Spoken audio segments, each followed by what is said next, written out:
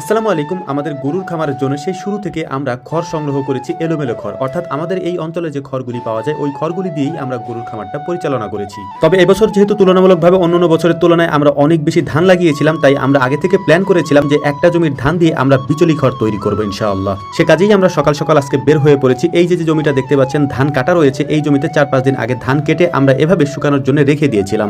ধানগুলির আটি আমরা বাঁধতেছিলাম, এমন সময় আমাদের খামারে এক ভাই এসেছিলেন আমাদের জন্য কিছু উপঢৌকন নিয়ে। উপঢৌকন বলতে কিছু মিষ্টি নিয়ে এসেছিলেন উনি, তাই আমরা আমাদের ক্ষেতের মধ্যেই তার মিষ্টিগুলি খাচ্ছিলাম সবাই মিলে। মিষ্টি খাওয়ার পর আমরা পুরো দমে আবারও আমাদের কাজে লেগে পড়েছি। এই ধানগুলিকে ছোট ছোট আটি আমাদেরকে বাঁধতে হবে, অর্থাৎ যে আটি খড়গুলি বানানোর জন্য যেরকম আটি বাঁধতে হয় সেরকম করে বেঁধে নিতে হবে। এরপর এই খড়গুলিকে অর্থাৎ এই ধানগুলিকে মূলত আমরা নিয়ে যাব মারাই করার জন্য আমাদের বাড়ির কাছাকাছি, যেখানে আমরা রাতের বেলা মারাই করি। আজকে হয়তো আমাদের কাজ শেষ করতে করতে রাত হয়ে যেতে পারে। আটি খড় তৈরি করার জন্য আমাদের প্রধান যে সমস্যাটা ছিল সেটা হচ্ছে মেশিন। এই মেশিন আমাদের এইদিকে তেমন একটা পাওয়া যায় না, অর্থাৎ এই মেশিন দিয়ে আগে পরে অন্ততপক্ষে আমরা কখনো ধান মারাই করিনি। আটি খড় তৈরি করার জন্য এই মেশিন যেহেতু আমাদের লাগবে, তাই বোরহান ভাই মাগুরা থেকে এই মেশিনটা আমাদের জন্য নিয়ে এসেছেন, যাতে করে এটা দিয়ে আমরা আটি খড়গুলি তৈরি করতে পারি। অনেকে আমাদেরকে প্রশ্ন করেন যে ভাই আপনাদের কাজ করতে করতে রাত হয়ে যায় এবং রাত্রেবেলাও আপনারা কাজ করেন কিভাবে, বা কেন আপনারা রাত্রেবেলা কাজ করেন? দেখেন, মূলত আমার এই বিষয়টা হচ্ছে যে আমি যখন কাজ করতে আসি সব কাজ শেষ না করা পর্যন্ত আমার বাড়ি যেতে ইচ্ছা করে না। এ কারণে দিন হোক রাত হোক যে কয়টা বাজুক এই কাজ শেষ করে তারপরে আমার বাড়ি যেতে মন চায়। এই জন্যই মূলত হচ্ছে যে আমার জন্যই সবার কাজ করতে হয়। এখন বলতে পারেন আপনাদের কি কষ্ট হয় না? মূলত আমরা যতক্ষণ কাজ করি তখন আনন্দের সাথে এই কাজগুলি উপভোগ করার চেষ্টা করি। এর পাশাপাশি খাওয়া দাওয়া তো থাকেই। যদি সকালে আসি তাহলে 3 বেলার খাবার, নাস্তা, এগুলি সবকিছুই থাকে আলহামদুলিল্লাহ।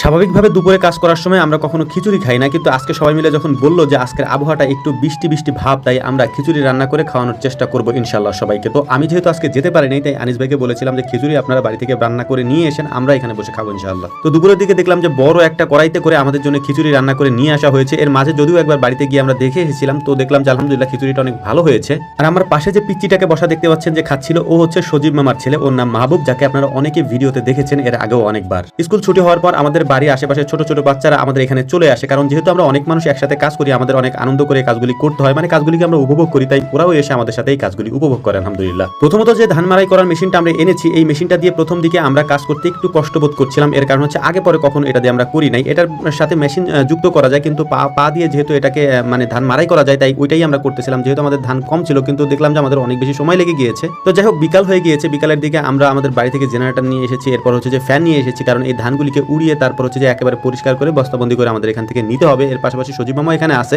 পাশেই, উনি আমাদের যে সবজির জমিটা ছিল সেটা হচ্ছে রাতের বেলায় চাষ দিচ্ছিলেন। এর পাশাপাশি আমরা এই কাজগুলি করছিলাম। তো যাই হোক, যে বিচলি খড়ের জন্য আমরা এই ধানগুলিকে এভাবে মারাই করেছি, ওই বিচলি খড়গুলিকে আমরা একটা ভ্যানের মধ্যে খুব সুন্দর করে সাজিয়ে নিয়েছি। যদিও সব নিতে পারবো না, অল্প কিছু নিয়ে যাচ্ছি। এর পাশাপাশি সব ধানগুলিও আমরা উড়িয়ে নিয়েছি আলহামদুলিল্লাহ। উড়ানো হয়ে যাওয়ার পর আমরা সবকিছু বস্তাবন্দি করে আমাদের ভ্যানের উপরে সাজিয়ে তারপর এখন আমরা বাড়িতে যাওয়ার চেষ্টা করবো ইনশাআল্লাহ। আজকে কাজগুলি শেষ করতে করতে